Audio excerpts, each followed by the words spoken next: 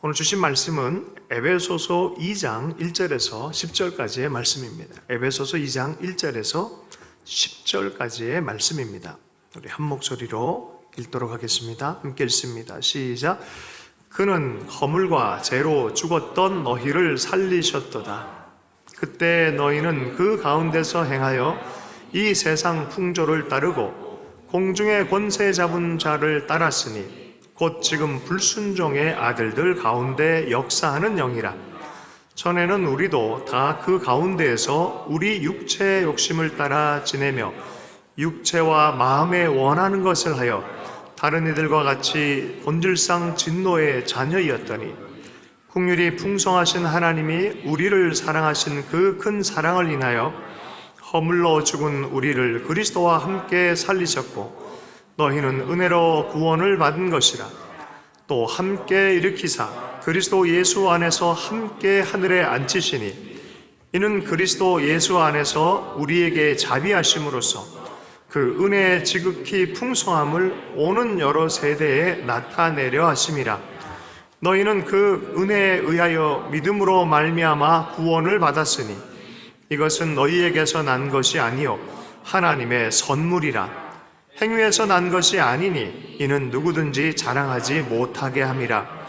우리는 그가 만드신 바라 그리스도 예수 안에서 선한 일을 위하여 지으심을 받은 자니 이 일은 하나님이 전에 예비하사 우리로 그 가운데서 행하게 하려 하심이니라. 아멘. 하나님의 은혜와 행하심이라는 제목으로 해서 오늘 말씀을 나누겠습니다. 역사 안에서 참 시도들이 많이 있었습니다. 하나님을 신뢰하는 그런 시대, 성경적 시대에 바르게 성경적 원칙들이 발굴되어져서 살아가기 시작하면 거기에 대한 열매들이 있고요. 믿는 것처럼 하지만 사실은 아닌 시대로 진입하면은 또 그것에 대한 열매가 있어요. 신명기서에서는 분명히 복과 저주를 너희 앞에 뒀다라고 얘기를 합니다. 그래서 그것을 따라서 어떻게 선택하느냐가 그들의 운명이 되어진다라고 말하고 있어요. 하나님께서는 복을 받기 원한다. 너희들 어떻게 해서든지 저주가 아니라 복을 받는 대상이 되길 바란다라고 신명기를 통해서 우리에게 말씀해 주셨습니다.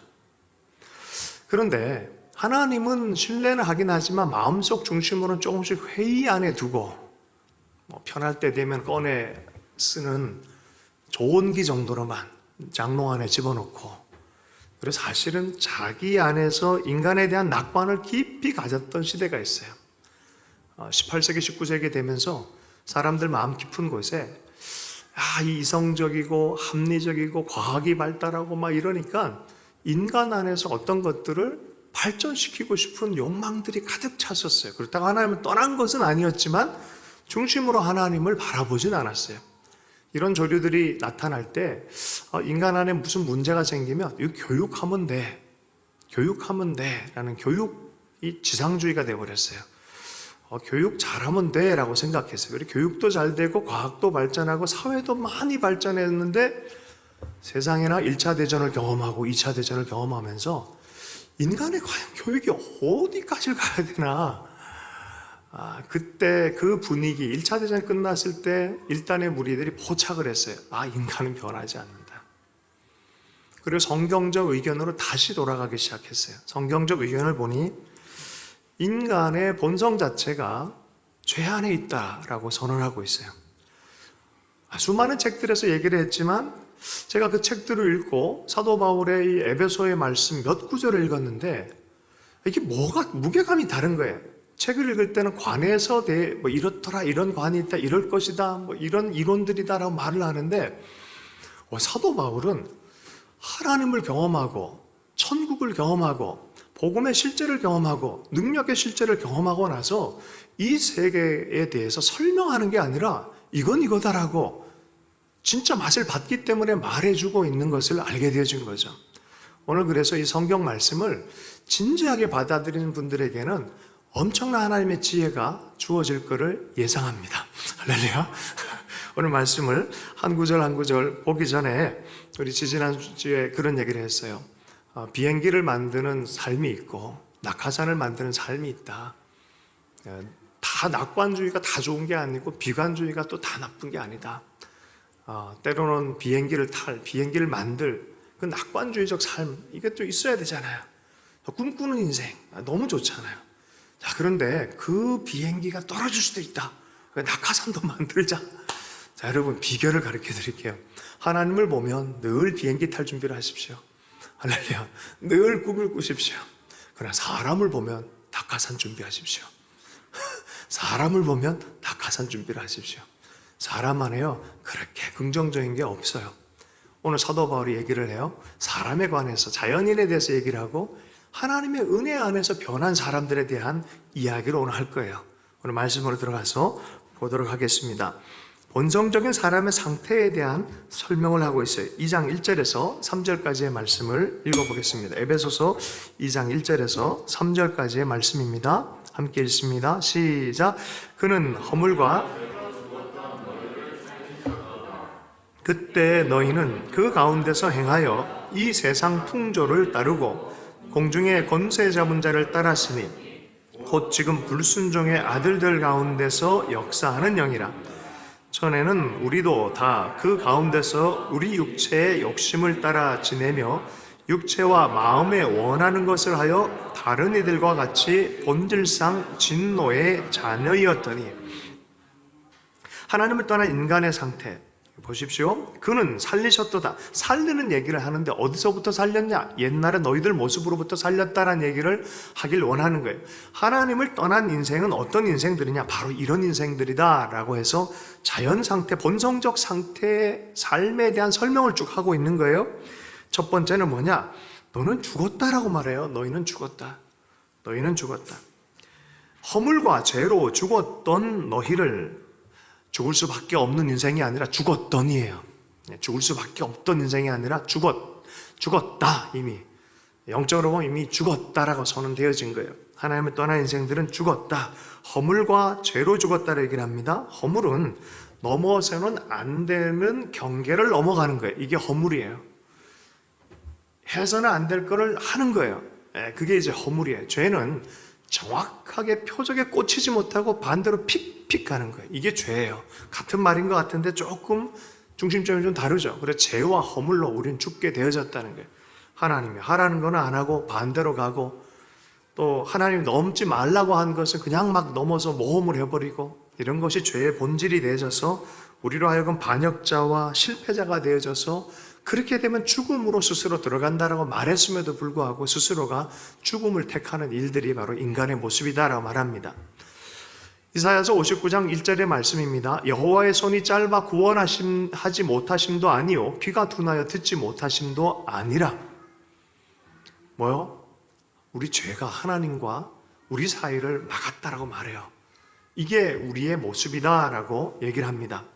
이것을 그냥 한 단어로 표현한 게 데드맨 워킹이에요. 데드맨 워킹 아세요? 이제 살인수들이 이제 사형 집행을 할 때 데드맨 워킹 그러면 이제 사형수가 걸어 나오는 거예요. 데드맨 워킹. 사실 우리는 다 그렇게 선언되어졌고 사형을 기다리고 있어요. 그리고 이제 시작 나와라고 하면서 그 걸어서 가는 그 시간, 그 산 게 아니잖아요. 성경이 이렇게 얘기하면 예전에 너희들의 삶은 이거다. 데드맨 워킹이다. 이미 끝났다라고 말하는 거예요. 앞으로 죽을 것이다가 아니라 이미 영적인 상태에서는 죽은 상태다라고 말하고 있습니다. 두 번째는 세상 풍조를 따르고 공중 권세를 따랐다라 말해요. 따랐다라는 것은 누군가가 이끌고 있다는 것이고 누군가의 종이 됐다는 소리입니다. 우리는 다 종이었다라고 말하고 있습니다. 어디에 종이었냐? 자세히 보면은 이 세상의 풍조라고 말해요. 이 세상의 풍조. 제가 이거를 묵상하다가 마음이 조금 슬픈 일이 이렇게 생겼었어요. 이 세상의 풍조. 그 서현역에서 실종됐던 고등학생이 있었잖아요. 근데 결국은 죽음으로 발견됐어요. 저게 만약에 제가 여기 안 살고 덴마크나 노르웨이를 살았더라면 제가 과연 저런 선택을 했을까? 우리 한국의 풍조, We all lie, sky castle, 뭐 그런 게 있어요. 어떻게든지 학생들이 쉬지 못하고 뭔가 경쟁해서 들어가고 이겨야만 사는 풍조, 세상 풍조죠.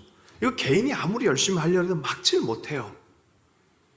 도덕적 인간과 비도덕적 사회라는 책이 있어요. 예전에 이게 막 우리 신학교 때 배웠던 책인데 요새는 고등학생들이 배우더라고요. 생윤이라 그래서 생활과 윤리입니까?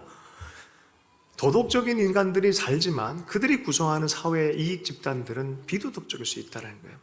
아주 기독적으로 뛰어났던 가치를 개인적으로 다 갖고 있지만 그들이 만드는 제도와 나라와 체제 자체는 식민지를 만들어버리고 히틀러 구조를 만들어버리는 그런 비도덕적 사회와 아주 악한 구조를 가질 수 있다는 거예요. 한나 아렌트의 예루살렘의 아이히만이라는 책에 보면은 그 아이히만이라는 분이 독일의 공무원이었어요. 너무 착실하고 훌륭한 아버지이고 선한 삶을 그냥 체계 안에서 열심히 살았어요. 그럼 내가 뭘 잘못했냐? 나는 명령을 따라 살았을 뿐이다. 성실하게 살았을 뿐이다. 라고 하는데 그가 했던 행정명령은 600만을 가스실에 보내는 행정명령을 집행하는 사람이었어요. 자신이 도덕적으로 살고 싶어도 구조 전체가 악하면은 어쩔 수 없다는 거예요. 그래서 개인적으로는 우리가 이타적인 사랑을 하는 게 맞지만 사회 구조 안에서는 이 이기적 세상에 사랑을 실천하기 위해서 정의가 필요하다는 거예요. 바른 정의가 필요하다는 거죠. 자, 어쨌든 이런 세상의 풍조가 하나님에 따라서 정의를 세워가는 나라가 되지 못하면 이 풍조가 우리를 종으로 만든다는 거예요. 죽음으로 몰아간다는 거예요. 이게 성경의 의견이에요. 시편 1편 4절 말씀입니다. 악인들은 그렇지 아니하며 오직 바람에 나는 겨와 같도다. 이게 무슨 뜻입니까? 뿌리 내려지지 못하고 말씀 앞에 바르게 설지 못하는 그 개인과 사회는 이렇게 바람에 나는 겨와 같다는 거예요. 세상 풍조에 휩쓸릴 수밖에 없다라고 말하고 있습니다. 이게 우리의 종됨의 첫 번째 요인, 세상에 풍조가 있다. 두 번째, 마귀가 사로잡고 있다라는 거예요. 마귀가. 여러분, 공중권세 잡은 자가 있다고 얘기를 합니다. 공중나라의 통치자가 있고 통치자들의 권세들에게 지배권을 행사하는 존재가 있다고 말해요. 지금도 사탄 숭배자들이 있어요. 타종교에서도 사탄에 대해서 마귀의 활동에서 얘기하는데 요새는 교회에서 그런 얘기를 하면은 멋져 보이지 않는다 그래서 그런 얘기를 하지 말게 해요. 그런데요, 이 마귀에 대해서는 예수님과 사도들이 제일 얘기를 많이 했어요. 그런 권세가 있다. 뒤에서 이 모든 세상을 지배하는 지배자가 있다라고 말합니다. 문화적 분위기와 태도를 지배하는 사자가 있고 으르렁대고 죽이려는 사자가 있고 살인자가 있다라고 말해요. 그러니까 마귀다라고 말합니다. 존 버년의 책을 읽어보면 재밌어요. 그리고 그 조각품을 만들어 놓은 저기 가평 쪽에 어떤 곳에 가면은 아주 재미있는 게 있어요. 예수님께서 성도들에게 불을 막 지펴요. 근데 그 집 바로 밖에 문 앞에서 마귀가 물동이를 딱 들고 있어요. 곧 나오기만 해봐라. 그냥 꺼버리리라. 그러고 있어요. 물론 죄를 씻어주면 얼마나 좋겠습니까? 그게 아니라 불을 꺼버린다면 이게 문제가 심각하죠. 그런 세력이 있다라고 분명히 얘기합니다. 세 번째는 육신의 욕심이 이것에 자극을 받는다는 거예요. 여러분, 자연스러운 욕구는 문제될 것이 없습니다. 그런데 이게 과유불급이 되어져요. 보십시오. 여기 9절 보면 육신의 욕심을 따라서라는 표현을 써요. 육신 중에 육체와 마음이 함께 들어가 있어요. 여기에. 이것을 라인홀드 니버가 두 가지 죄에 대해서 분석을 하면서 이렇게 해요. 하나가 동물화되어져 버린 본성의 죄가 있다는 거예요. 우리가 자기 초월적이고 반성적이고 하는 그런 인간의 자유 안에서 하나님의 성품을 따라 만들어 놓은 존재가 그냥 동물적 본성으로 내려가 버린다는, 이게 육체의 죄라는 거예요. 이게 끌려다닌다는 거예요. 아주 낮은 존재가 돼버린다는 거예요. 두 번째는 뭐냐? 마음 안에서 교만의 죄가 생긴다는 거예요.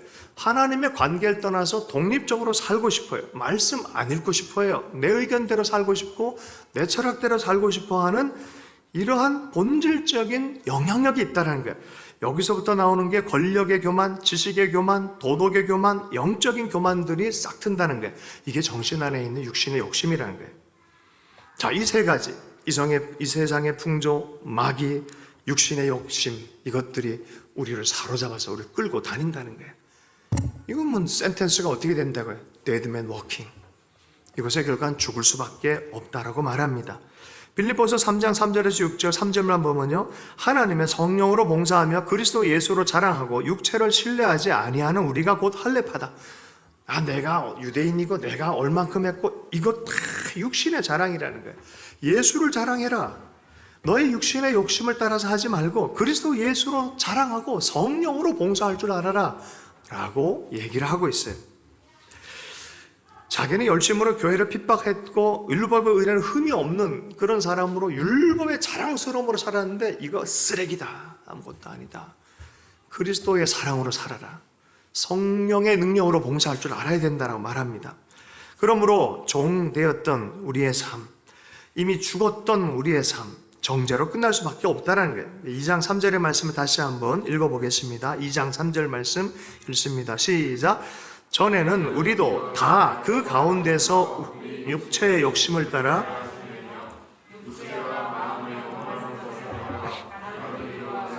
본질상 진노의 자녀이든지. 하나님이요 죄에 대해서는 진노하십니다. 우리를 그리스도 안으로 불러주셨기 때문에 죄가 가볍게 보일지는 모르지만 절대로 실제적으로는 죄의 무게는 아들 예수 그리스도의 죽음을 요구할 정도로 무게가 큽니다. 죄로 심은 것은 반드시 자라게 돼 있어요. 여러분 죄를 경히 여기지 마십시오. 하나님이 진노하시는 하나님이에요. 사랑하기 때문에 또한 진노하실 수밖에 없어요. 징계하지 않으면 그건 사생자다라고 성경은 말하고 있습니다. 그러나 어쨌든 주님 앞에 있지 않는 자들은 그냥 그 자체의 삶으로 진노 아래 있다라고 말하고 있습니다. 그들은 하나님의 자녀가 아니라 진노의 자녀다라고 말합니다. 두려운 진노 안에 있고요. 본질상이라고 얘기를 해요. 내버려 두면 끝이다라는 거예요. 하나님의 손이 나타나고 하나님이 살려주시기 때문에 이게 가능성이 있어지지 그냥 냅두면 끝나는 거다라고 말하고 있습니다. 여러분 하나님이 개입 안 하는 게 가장 큰 저주예요. 사실은 하나님 냅둬버리는 게, 기도해도 감동 없고 성경 읽어도 별로 감동이 없고 그게 진짜 딱딱해지고 끝난 인생들이에요. 예배가 예배 같지 않는 거. 그럴 때요 열심히 하나님께 나서 회개하셔야 돼요. 기도해야 돼요. 그 하나님 더 만나기 원합니다라고 열망해야 될 줄로 믿습니다. 이게 로마서 1장부터 3장까지 얘기해요. 냅두면 끝이다. 로마서 5장 12절에서 14절에 이 3장까지 요약을 이렇게 얘기를 하고 있어요. 로마서 5장 12절에 14절 인간의 운명에 대해서 이렇게 얘기를 합니다. 로마서 5장 12절에 14절까지의 말씀입니다. 그러므로 한 사람으로 말미암아 죄가 세상에 들어오고 죄로 말미암아 사망이 들어왔으니 이와 같이 모든 사람이 죄를 지었으므로 사망이 모든 사람에게 이르렀느니라. 죄가 율법 있기 전에도 세상에 있었으나 율법이 없었을 때에는 죄를 죄로 여기지 아니하였느니라. 그러나 아담으로부터 모세까지 아담의 범죄와 같은 죄를 짓지 아니하는 자들까지도 사망이 왕노릇하였으니 아담은 오실 자의 모형이라. 아담이 죄를 보면 아담만 사망에 들어가면 될 텐데 왜 모세까지 우리 온 인류가 다 연결이 되어졌습니까? 쉬운 비유가 있어요. 조상 중에 한 명이 섬으로 가서 살았어요. 그리고 자손들은 섬 사람입니까? 육지 사람입니까? 오늘따라 이렇게 참 마스크도 이뻐 보이고 그죠? 다 섬 사람이 되는 거예요. 우리 인생들이 다 그런 거죠. 자, 이런 식의 개념뿐만이 아니라 다른 식으로도 이렇게 접근하는 분들이 좀 있어요. 자유를 가진 인간들이 육신으로 유한한 인간이잖아요. 하나님과 교제하도록 만들어진 인간인데 유한하잖아요. 여기서 나오는 묘한 불안들이 있는데 이 불안이 나올 때 그렇잖아요. 여러분 인생이 좀 불안할 때 있잖아요. 할렐루야. 만약에 구구단을 외우는데 하루밖에 시간이 없어. 근데 이걸 다 외워야 돼. 그러면 여러분 한 사람은 외웠는데 한 사람이 못 외워. 그럼 못 외운 사람은 해야만 하는 일을 못하면 불안하지 않겠습니까? 그죠? 근데 그 사람의 인생이 그 아이의 인생이 한 100일, 10년이라 그러면 인생의 목적이 구구단 외우는 거라 그러면 이게 불안하겠어요? 이거 참 이렇게 비유가 이상하네요. 그죠? 유한성이 갖고 있는 불안함이 있어요. 불안전성이 있어요. 잘 보세요. 불안할 때 여러분 어떻게 하느냐가 여러분 신앙이에요. 내 삶이 불안할 때 어떤 결정을 하느냐가 실제적인 신앙이에요. 여러분, 그래서 하나님이 우리의 삶에 제가 한쪽 발을 다쳐서 이렇게 불안해요. 이게 부자연스러운데 내 삶이 불안하고 뭔가 모자란 것 같을 때 하나님으로 채우라는 거였어요. 이게 처음부터 너 나 기대고 사는 거다. 너 독자적으로 사는 거 아니다. 너 기대면서 내가 너와 함께 사랑하면서 평생 영원토록 같이 살자. 여러분 그랬는데 그 불안함, 부족함이 생길 때 광야에서는 하나님으로 채워지는 충만함으로 변화가 나타나요. 말씀이 있을 때. 그런데 그러지 않을 때 무슨 일이 생기는지 아십니까? 내가 그 불안함을 채우려고 하는 유혹이 생겨요. 내가 선악과 따먹어버리고 내 방식으로 남의 것을 훔쳐버리고 내 방식으로 내 욕구를 채우려고 하고 자기가 죄악에 떨어진 줄도 모르고 떨어져 버리는 거예요. 이것이 바로 하나님을 향해야 될 것이 그 불안함이 사람 스스로에게로 향하기 시작할 때 이게 죄의 본질이 된다라고 해석하는 분들도 있어요. 어쨌든 아담 이후로 에덴에서 쫓겨나고 하나님 관계에 쫓겨난 사람들은 이런 방식으로 살 수밖에 없었고 이러다 보니까 사망이 왕노릇하는 존재가 됐다는 거예요. 끝이에요, 이게. 끝. 이걸 이 하나님의 은혜와 구원으로 떨어졌다 해서 부패됐다라고 말하고 신학적 용어로는 전적인 부패가 됐다라 얘기를 해요. 전적인 부패라는 거는 토탈 이불이라는 소리가 아니라 구원을 이루기에는 완전한 부패와 같다라고 얘기를 하는 거예요. 실제로 영적으로 이미 끊어졌어요. 그러나 육도 살아있고 생각도 살아있잖아요. 그러니까 영적으로는 이미 끊어졌어요, 하나님과. 이거는 데드맨 워킹의 삶과 똑같기 때문에 그거는 부패한 거나 마찬가지다라고 말하는 것입니다. 어떻게 하면 좋을까? 인생에 어떻게 하면 살 수 있을까? 여기에 복음이 있습니다. 하나님을 아는 것, 분명히 계신 건 아는데 자기들이 선택해서 여기까지 와버렸어요. 아는 것보다도 근본적인 게 하나님을 인정해 드리고 하나님과 화해가 시작되어져야 돼요. 여기에 복음의 중심이 있고 진수가 있어요. 하나님과 화해해야 돼. 이게 먼저예요. 하나님을 인정해 드리고 그분과 화해하는 길이 나야 돼요. 근데 우리 스스로 할 수가 없었는데 주님이, 우리 하나님이 이 일을 하기 시작해요. 그래서 4절부터는 분위기가 완전 반전되어지고 하나님 안에서 전혀 다른 인생의 존재로 변화가 일어납니다. 어떻게 보면 이 구절에 그러나가 있는 것 같아요. 그러나 우리 2절 4절에서 8절까지의 말씀을 빠른 속도로 한번 읽어보겠습니다. 에베소서 2장 4절에서 8절까지의 말씀을 읽습니다. 시작. 긍휼이 풍성하신 하나님이 우리를 사랑하시는 그 큰 사랑을 인하여 허물러 죽은 우리를 그리스도와 함께 살리셨고 너희는 은혜로 구원을 받은 것이라. 또 함께 일으키사 그리스도 예수 안에서 함께 하늘에 앉히시니 이는 그리스도 예수 안에서 우리에게 자비하심으로써 그 은혜의 지극히 풍성함을 오는 여러 세대에 나타내려 하심이라. 너희는 그 은혜에 의하여 믿음으로 말미암아 구원을 받았으니 이것은 너희에게서 난 것이 아니요 하나님의 선물이라. 아멘. 우리는 끝났어요. 우리 안에 답이 없어요. 밖으로부터 답이 있습니다. 하나님부터 답이 있습니다. 긍휼이 풍성하신 하나님이 이분이 주체가 되셔서 일을 하십니다. 너희가 은혜로 구원을 얻은 것이라 라고 완료 분사를 써요. 너는 자비와 은혜로 구원을 얻었고 영원토록 구원받는 사람이 되었다라고 선언합니다. 그런데 이 구절들을 자세히 보면은 참 은혜가 있어요. 저는 읽다가 이게 참 은혜가 됐어요. 사도신경의 말씀이 생각이 납니다. 살리셨고 일으키셨고 앉히셨다. 사흘 만에 죽은 자 가운데 다시 살아나시고 하늘에 오르사 하나님 우편에 앉아 계시다가 이 그리스도를 살리시고 일으키고 앉히신 구조로 예수 그리스도 안에 있는 성도들을 똑같은 표현을 쓰고 있어요.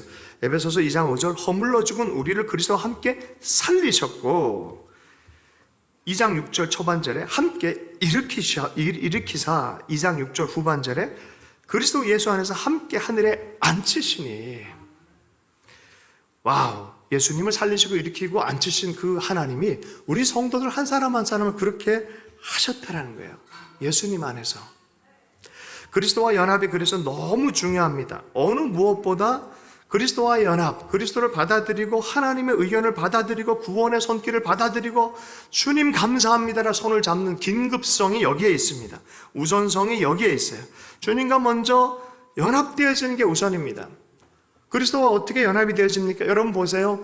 과거에는 성령님이 그냥 시대적으로 역사하셨어요. 그래서 이 구약의 사람이지만 신약처럼 산 사람이 다윗이었는데 성령을 떠나지 않게 해주시면 내 주 전우좌우를 둘러주십시오라고 말했어요. 구약이었지만 신약의 그리스도인처럼 살아갔어요. 그리고 하나님과 민감한 인격적 교제 안에 살아갔었는데 그때도 성령님은 우리 속에 거하진 않으셨어요. 자, 그런데 에스겔서 말씀이랑 이제 예언서의 말씀 통해서 예수님을 통해 성령이 우리 안에 내주하는 시대가 올 거라고 말했어요.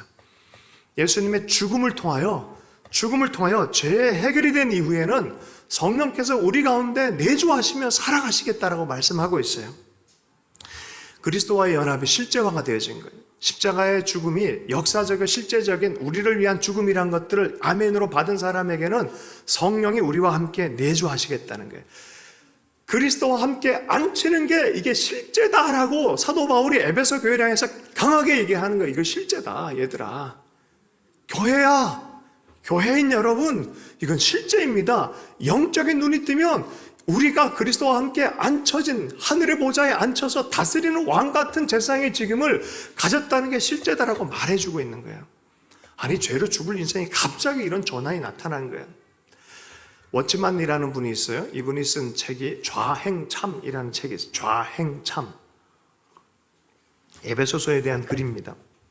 좌, 앉고, 행, 그리스도처럼 사랑하며 행하고, 서서 대적하는, 사단과 이 악의 세력에 대해 대적하는 좌행참, 워치만이 지혜로운 자는 쓰겠죠. 사서 읽어보기도 하고, 좋은 책이라 생각합니다. 먼저는 좌, 하나님과 하나님 안에서 우리가 어디에 앉혀 있는지에 대한 이해함을 할 필요가 있습니다. 그리스도와 함께 일으켜졌고 그리스도와 함께 다스린 자리에 우리가 있다는 거예요. 옆 사람에게 당신은 왕 같은 제상입니다. 이렇게 좀 축복하십시다. 당신은 왕 같은 제상입니다. 네. 여기서 우리가 약간 의문점이 들어요. 왜 하나님은 죽을 인생을 내버려 두면 될 거를 왜 구원하십니까? 라고 질문을 할 수밖에 없어요. 그랬더니 4절, 5절, 8절에 이런 말씀이 있어요. 긍휼이 풍성하신 하나님, 우리를 사랑하신 그 큰 사랑을 인하여 너희는 은혜로 구원을 받은 것이라. 너희는 은혜에 의하여 그리스도 예수 안에서 우리에게 자비하심으로. 무슨 뜻입니까? 하나님이 긍휼하시기 때문에, 하나님이 사랑이 있으시기 때문에, 하나님이 은혜가 많으시기 때문에, 하나님이 자비가 있는 하나님이시기 때문에 그렇게 하실 수밖에 없다라는 거예요. 그렇게 하실 수밖에 없다는 거예요. 넘어지고 죽어가는 인생 살려줄 수밖에 없는 것이 하나님의 하나님 되심이라는 거예요. 사도 요한이 통찰했어요. 하나님을 한 단어로 표현하라 그러면 하나님은 사랑이십니다. 그러면 하나님을 섬기는데 이 사랑과 접촉돼서 섬기지 못하면 하나님을 오해하는 거예요. 많이 오해하는 거예요. 자꾸 육신의 아버지처럼 생각하고 세상의 어떤 권위자처럼 생각을 해서 하나님의 사랑이 깊은 거에 대해서 누리지 못하고 사는 신앙들이 있어요. 오해하는 신앙인들입니다. 여러분, 구약부터 하나님이 자기 계시를 하실 때 항상 이렇게 계시하셨어요. 출애굽기 34장 6절의 말씀입니다. 모세에게 하나님이 나타나셔서 자신 스스로에서 이렇게 말씀하셨어요. 여호와께서 그의 앞을 지나시며 선포하시되 여호와로라 여호와로라 자비롭고 은혜롭고 노하기를 더디하고 인자와 진실이 많은 하나님이시라. 뭐예요? 하나님의 성품을 얘기할 때 자비로우신 하나님, 은혜로우신 하나님, 노하기를 더디하신 하나님, 인자와 진실이 많은 하나님. 그 하나님은 변함이 없으세요. 그것으로 말미암아 하나님은 우리를 구원하실 수밖에 없다라고 말합니다. 여러분, 에베소 1장에 보면 예수님을 살린 하나님의 능력에 대해서 얘기를 합니다. 지극히 크신 능력. 1장 20절 말씀에 그의 능력이 그리스도 안에서 역사하사 죽은 자들 가운데서 다시 살리시고 하늘에서 자기의 오른편에 앉히사라고 말씀하고 있는데요. 자, 그런데 오늘 여기 성도들을 살릴 때 표현한 거 보십시오. 그 은혜의 지극히 풍성함을 따라서 우리를 살렸다는 거예요. 능력을 표현하지 않고 사랑의 풍성함, 은혜의 풍성함, 자비의 풍성함에 대해서 얘기를 하는 거예요. 예수 그리스도는 은혜와 자비가 필요가 없어요. 그 스스로가 생명에 충만한 생명의 주관자이시잖아요. 하나님의 생명 살리신 능력만 필요한데 우리에게는 자비와 은혜와 이 마음의 풍성함으로 그 다음에 능력을 사용하신 거죠. 여러분, 우리는 은혜가 필수적입니다. 우리 인생들이요, 교만할 수 없습니다. 나는 안 해. 절대로 그럴 수 없습니다. 인생들은 24시간 주의 은혜가 필요한 존재들입니다. 2장 9절 말씀을 읽습니다. 함께 읽습니다. 시작. 행위에서 난 것이 아니니 이는 누구든지 자랑하지 못하게 함이라. 그러므로 이것은 어떻게 우리의 행위, 구원이 우리의 의가 아니다라는 거예요. 이는 누구든지 자랑하지 못하게, 누구도 하나님 앞에서 내 의로, 그래도 조금 나 좋으니까 좀 선택해 주셨겠지. 그래도 좋으니까 선택해 주셨겠지. 제가 한번 이런 적이 있어요. 하나님의 사랑을 받는데 느낄 수가 없어가지고, 하나님 저 좀 사랑하는 게 사실입니까? 라고 해봤더니, 그때 이런 착각을 했어요. 20대 후반이어서 진짜 제대로 된 착각을 했어요. 제 친구들은 좋은 자꾸 출세하고 좋은 데 가고 뭐 이러니까 제 스스로는 점점 낮아지고 이런 상황에서 하나님 나를 안 사랑할 것 같은 묘한 생각이 들어간 거예요. 아주 재미난 묵상을 해봤어요. 기도를 많이 하면 하나님 사랑할 것 같아. 3시간, 4시간씩 막 기도해. 그래 본 적 있으세요? 3시간, 4시간 하고 막 착한 일 막 하면 하나님 더 사랑할 것 같은 느낌이 들 때 있지 않으셨어요? 그런데 옆 동네에 7시간 기도하는 사람이 있어. 야, 힘들어. 착한 일 좀 하려고 했는데, 그래서 내 노숙자 사역도 했거든요, 제가. 노숙자 사역을, 그 겨울에 정말 서울역에 나가서 그 노숙자들 정말, 그러다 많은 체험도 했어요. 노숙자 사역도 했는데, 그걸 아예 업으로 삼아버린 사역자도 있더라고요. 그래서 할 말 없어요. 그것도 안 되는 것 같아. 잘 되는 걸로 해보니까 훌륭해 보려 할 때 안 되는 거야. 머리도 안 되는 거야. 그래서 좀 연민을 좀 사용해 보기로 했어요. 좀 불쌍한 걸 얘기해 보기로 했어요. 불쌍한 거 얘기를 딱 꺼냈다 순간적으로 확 와버렸어요. 아니 북한, 아프리카 생각해보니까 그냥 게임 끝이에요. 그래서 도대체 하나님, 나는 하나님께 당신한테 사랑받을 만한 근거가 없네요. 제가 뭔 생각하는 거죠? 마치 이유가 있어야 사랑할 것 같은 느낌을 갖고 있는 거야. 나한테 무슨 이유가 있길 바라는 거야. 하나님 그게 아니에요. 우리 존재 자체로 하나님의 사랑과 긍휼이 넘치는 거예요. 한 사람 한 사람 볼 때 정말 차등 없이 완전한 사랑으로 사랑하고 있다는 거예요. 나이기 때문에. 온 세상에 지문 하나 나밖에 없잖아요. 온 세상 안에 나밖에 없잖아요. 또 많은 사람은 또 그렇게 착각을 해요. 내 가치가 하나님 눈에 인간적 가치의 손상으로 손상됐다 착각을 해요. 그렇지 않아요. 하나님의 눈은 좀 다르세요. 존재 자체에 대한 가치를 갖고 있으셔서, 예전에 그런 얘기 한번 했잖아요. 10,000원짜리 침 뱉어가지고 이렇게 해서 구겨서 이렇게 짓밟은 다음에 들고 딱 가질 사람 그랬더니 다 나오던데요. 가치가 손상 안 됐죠. 더러워졌을 뿐이지. 하나님 입장에서는 그런 마음으로 우리를 받아들이고 있더라고요. 그래서 제가 큰 은혜를 맛봤어요, 그때. 그러면서 여러 가지 경험을 하면서, 하나님 진짜 변함없이 우리를 사랑하는구나. 나를 사랑하는구나. 아멘이십니까? 네. 내 행위가 아니라는 거예요. 내 조건이 아니라는 거예요. 내 행위에서 난 것이 아니니 누구든지 자랑하지 못하게 하려 합니다. 그분의 그분 되심 때문에 우리가 살리심을 얻고 그러다는 거예요. 그러다가 탕자의 회개에 대해서, 돌아옴에 대해서 묵상을 하다 여러분 어떻게 생각하십니까? 탕자가 진짜 완벽한 회개를 하고 돌아왔다고 생각하십니까? 가만 생각해 보세요. 진짜 탕자는 완벽하게 회개를 하고 돌아왔을까? 아니요. 그 정신은 썩어 문드러져 있어요. 여전히. 사실은 살려고 왔어요. 근데 그 속에서는 아버지의 마음 전혀 몰라요. 근데 아버지가 사랑으로 돌아옴 자체, 관계가 시작된 자체에 대해서 너무나 기뻐서 끌어안아줘요. 그리고 잔치자리 옷을 입혀주고 아들의 자리에 앉게 해주는 거예요. 그 다음 뭐예요? 사랑받고 나서 너도 그와 같이 하라.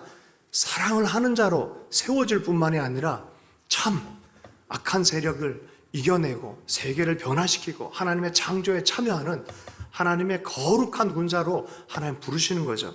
전 탕자의 회개가 온전해서 탕자가 받아들여진 게 아니라 아버지의 사랑이 완전해서 받아들여지는 거예요. 있는 모습 그대로 하나님 받아주신다는 거예요. 절대로 우리 행위적인 개념을 가져서는 안 되는 거예요. 하나님이 우리를 사랑하시기 때문에 우리가 받아들여진 거예요. 다만 우리는 그분 앞에 믿음으로 반응했다는 그거 하나밖에 없는 거예요. 일어나기를 결정했고 아버지를 찾기를 결정했다는, 그것도 뒤돌아보니까 하나님의 은혜였어요. 사실은. 에베소서 2장 10절의 말씀입니다. 마지막으로 함께 읽겠습니다. 에베소서 2장 10절의 말씀 한 목소리 읽습니다. 시작. 우리는 그가 만드신 바라 그리스도 예수 안에서 선한 일을 위하여 지으심을 받은 자니 이 일은 하나님이 전에 예비하사 우리로 그 가운데 행하게 하려 하심이라. 우리는 그의 만드신 바라. 그만 냅두면 죽을 자이지만 그 하나님의 은혜 안에, 예수 안에 들어온 사람들, 은총 안에 들어온 사람들은 은총이 우리를 만들어가요. 하나님의 긍휼이 우리를 만들어가요. 하나님의 말씀이 우리를 만들어가요. 그러나 어느 순간 보니까 내가 작품이 돼 있는 거야. 모나리자 주인공이 궁금합니까? 모나리자를 그린 누구죠? 미켈란젤로입니까? 누구야? 다빈치. 네. 맞아요? 다빈치. 어쨌든 작가에 대해서 우리가 칭송을 더 하잖아요. 작품이 너무 위대할 때는 작가를 칭송하는 거예요. 하나님이 우리를 변화시킨 이 모습을 보고 하나님께 영광의 찬송이 되어지는 거죠. 하나님 우리를 멋진 걸작품으로 만드시고 기념품처럼 만드신 거예요. 자, 그런데 그렇게 그 작품, 그가 만드신 작품이다. 원어 보면 작품, 시다, 뭐 이런 표현들이 있어요. 너 진짜 작품이다라고 말하는 거예요. 하나님이 만든 작품이다. 저는 우리 성도들 볼 때 그런 모습 살짝 보이거든요. 이야, 어떻게 이렇게 하나님이 변화시켰을까? 이런 모습들을 볼 때마다 정말 하나님은 살아계십니다. 할렐루야. 뭐 그럴 때가 많이 있잖아요, 우리가. 자, 그런데 그 정도가 아니라 그 다음으로 넘어온다는 거예요. 그리스도 예수 안에서 선한 일을 위하여 지으심을 받은 자니 선한 일에 대한 계획이 있다는 거예요. 여러분, 하나님이 그냥 만들어 놓고 감상으로 끝나지 않습니다. 그를 통해서 선한 일을 하기를 원해요. 낙엽에 대해서 공대생과 문학도의 반응이 다르다 그러잖아요. 데이트를 하는데 공대생이 우리 자매가 정말 아름답고 빨갛게 물들었다 그러니까 공대생이 그러잖아요. 죄송합니다, 공대생들. 이것은 낙엽이 생존 전략이다. 이제 겨울을 나기 위해서 이렇게 이제 차단하고 저장하고 뭐 그런 과정 안에서 일어나는 현상이다. 이것을 뭐라 그러냐? 객체와 세계에 대한 지식이라 그래요. 이것도 소중한 지식이에요. 객체와 세계에 대한 지식이에요. 자, 그런데 인문학을 하는 문학도가 이렇게 얘기를 한 거예요. 참 이게 빨갛습니다라고 했더니 그것은 하나님이 우리의 사랑을 축복하는 거야. 할렐루야. 이것을 인격체와 세계에 대한 지식이라고 합니다. 여러분, 하나님은 먼저 관계적 지식 안에 들어오길 원해요. 관계 안에서 세계를 해석하길 원해요. 둘 다가 필요한 것입니다. 그러나 나와 그것으로 대하지 않고 나와 당신으로 대하길 원해요. 나와 당신으로. 하나님은 우리를 볼 때 그렇게 대하길 원한다는 거죠. 또 우리도 그 세계를 향해서 생명의 의미를 부여하고 그렇게 살아가도록 우리를 선한 일로 부르셨다는 거예요. 여러분, 여기에서 창세기 1장의 구조가 나오는 거예요. 보시기에 좋았더라. 창조하세요. 왜 창조하세요? 선한 일을 위해서. 보시기에 좋았더라. 보시기에 좋았더라. 그 다음에 사람을 창조한 일에 어떻게 합니까? 보시기에 심히 좋았더라. 그리고 하나님이 사람에게 하나님의 형상을 따라서 지음받았더라. 형상의 첫 번째 의미가 이 관계에 있어요. 관계. 하나님과 교제하는 것을 형상이라 그래요. 이 관계성에 대해서 이게 하나님의 형상이라 그래요. 형상에 대한 이해는 두 가지로 가야 돼. 하나님과의 관계 안에 있는 아름다운 관계 안에 생명을 누리는 관계, 하나님의 형상으로 창조된 거예요. 그리고 만물과 세상 가운데 하나님처럼 다스려라 라고 해서 다스림의 권세를 준 거예요. 이거 왕 같은 직임을 줬던 거예요. 여러분 보세요. 지금 예수님께서 무슨 일이 생겼는지. 창세기에 잃어버렸던 인간성을 회복하고, 창세기에 원래 잃어버렸던 선한 일에 대한 목적을 회복하고, 그거보다 더 놀라운, 이제는 깨지지 않는, 예전에 진흙으로 했다면 지금은 거의 도자기급으로 만들어가지고 그냥 인간을 그리스도 안에서 완벽한 인생들로 재창조하신 하나님의 재창조 과정이라는 거예요. 여러분, 그래서 고린도후서 5장 17절은 이렇게 말합니다. 그런즉 누구든지 그리스도 안에 있으면 새로운 피조물이라, 뉴 크리에이션, 새 창조물, 새 창조가 일어났다라고 말하는 거예요. 그리스도 안에서 우리는 새롭게 창조된 인생들이라는 거예요. 그리고 그 인생들이 해야 될 일은 하나님의 창조의 질서를 다시 세우고 회복하는 새하늘과 새 땅의 비전으로 살아가도록 우리를 부르셨다는 거예요. 우리가 나아가야 될 방향이 있어요. 우리가 구원받아서 끝날 것이 아니라 보기에 심히 좋았던 세상에 다시 회복해. 이게 선교예요. 하나님의 선교예요. 영역마다, 지역마다 먼저는 가장 긴급한 건 예수 안에 연합해서 사람들로 하여금 하나님과 함께 앉도록 해주는 그 복음 선교가 절실합니다. 그런데 거기에서부터 자라나는 나무들, 열매들은 이 세계 안에 하나님의 다스림이 나타나는 거예요. 영역 안에서 나타나는 거예요. YM과 CCC의 지도자들이 1970년대 중반 정도에 만났어요. 기도 중에 어떻게 하면 나라를 제자화할까라는 마태복음의 마지막 말씀을 붙들고 기도하는 도중에 로렌 커닝햄이 이걸 받았어요. 그리고 콜로라도에 휴가를 하는 도중에 그 다음 날에 CCC의 대표인 빌 브라이 박사가 초대를 한 거예요. 초대를 했더니 이 빌 브라이 박사가 미국 전체를 제자화하고 하나님의 뜻에 따라 변혁시키는 일에 대해서 악한 구조가 사라지고 하나님 나라가 임하는 정말 주님의 정의의 시대를 세우는 것에 대한 전략이다 하면서 쭉 풀어냈는데 너무나 똑같은 순서대로 똑같은 단어들, 정치, 경제, 가정, 교회, 예술, 미디어, 그리고 과학 뭐 이런 식으로 쫙 해놓은 거예요. 너무 놀라가지고 로렌 커닝햄이 자기 수첩에 쓴 걸 같이 딱 펼쳤어요. 보여준 거예요. 당신의 의견 똑같다. 그래서 그때부터 이거 하나님 말씀하신다라고 생각을 해서 영역 운동이라는 걸 시작을 했어요.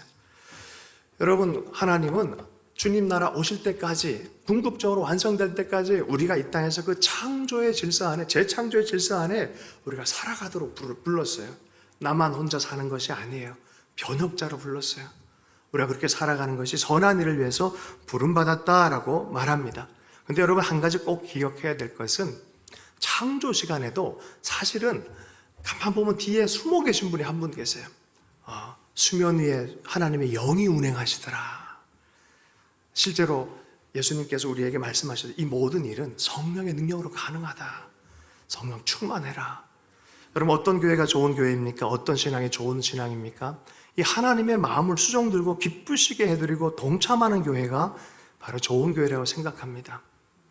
그리스도와 함께 더불어 살면서 이 창조적인 삶을 함께 살아가는 우리의 삶이 됐으면 좋겠습니다.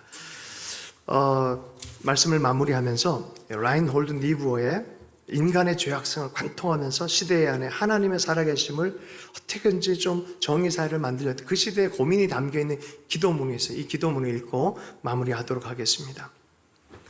평온을 비는 기도. 하나님, 바꿀 수 없는 것을 받아들이는 평온과 바꿀 수 있는 것을 바꾸는 용기를, 그리고 그 차이를 분별하는 지혜를 주십시오. 한 번에 하루를 살게 하시고 한 번에 한순간을 누리게 하시며 어려운 일들을 평화에 이르는 좁은 길로 받아들이며 죄로 가득한 세상을 내가 갖고 싶은 대로가 아니라 주님께서 그러하셨듯 있는 그대로 받아들이게 하시고 제가 주님의 뜻 아래 무릎 꿇을 때 주님께서 바로 잡아 주실 것을 믿게 하셔서 이 생에서는 사리에 맞는 행복을, 내 생에서는 영원토록 그분 주님과 함께 다함이 없는 행복을 누리게 하옵소서. 아멘. 주신 말씀 붙들고 잠시 기도하도록 하겠습니다. 주님, 우리를 어떻게 살리시고 앉히셨는지를 기억하고 우리에게 어떻게 선한 일들을 이 시대를 살아가라고 부르셨는지를 기억하면서 주여, 주와 함께 앉고 주와 함께 행하고 주와 함께 서는 은혜가 있기를 원합니다. 이렇게 함께 기도하도록 하겠습니다. 하나님, 그렇습니다. 주신 말씀대로 하나님 주의 의견에 아멘으로 반응하며 하나님 경배하며 일어나게 해주십시오. 주와 함께 하나님 앉게 해주십시오. 늘 주님의 초대에 아멘으로 반응하며 그의 품 안에서 일어날 수 있도록 역사해 주시기를 원합니다. 하나님 아버지, 주님 우리를 부르셔서 왕같은 제창으로 만들어 주시고 또 그렇게 재창조의 과정으로 살라라고 말씀하셨는데 주님의 나라 임할 때까지 이 땅에 주의 나라가 임하는 것을 보며 섬기며 살아갈 수 있도록 한 사람 한 사람을 복 주시고 은혜 허락해 주시기 원합니다. 각자의 삶에 맡겨진 영역 안에서 하나님의 소명자로 살 수 있도록 복 주시고 열매를 맺을 수 있도록 역사해 주시옵소서. 감사하며 예수님을 축복하며 기도했습니다.